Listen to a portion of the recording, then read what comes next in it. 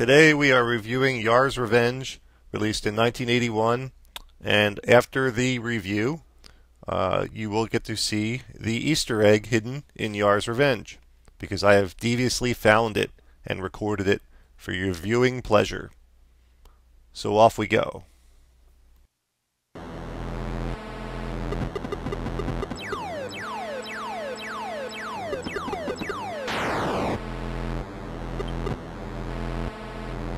The basic premise is this.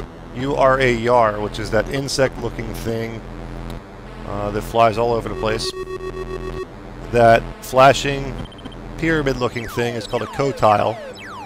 And when it turns into a spiral disc thing, it's called a spinner, I believe, or something, not that imaginative.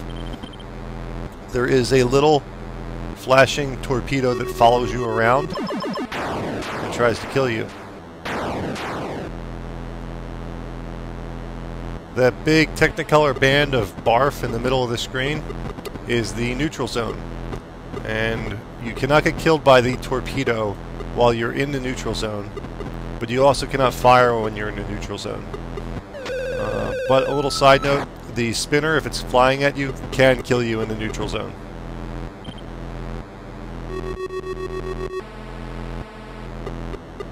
Now you typically fire little laser beams that are like 1 pixel in size, and they're those little white pellets that you can see me occasionally shooting, and they only affect the shield of the cotile.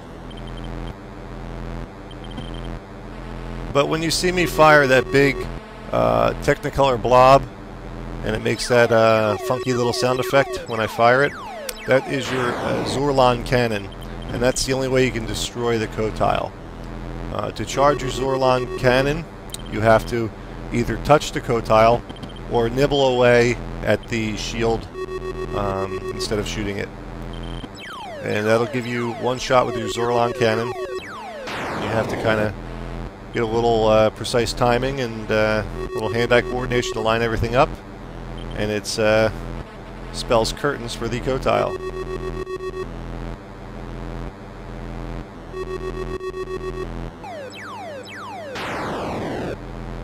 In typical Atari fashion, there are only 2 stages, and what makes the game challenging is as you progress through the 2 repeating stages, the action becomes a little more intense.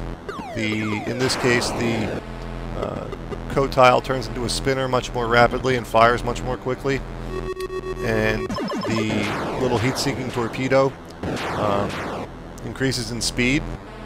So it makes it a little more difficult. So that's the gist of how to play Yars Revenge in a nutshell. As for playability, I haven't played Yars Revenge since, 1983 maybe was the last time I played it. And I wasn't a big fan of it in the 80s. That being said, though, it's kind of a fun game to play. You can have a good time. In what seems like a Atari classic, and what makes it an Atari classic is the simplicity of the gameplay. Makes the game look approachable, but it actually gets rather challenging rather quickly. So that seems to be the Atari formula to make a good game. There's plenty of bad Atari games out there, but there are some good ones, and I'd say Yars Revenge definitely classifies as a good one. So if you see Yars Revenge lying around, by all means pick it up. It's a good time. And now, for the moment you've been waiting for, the Easter egg in Yars Revenge.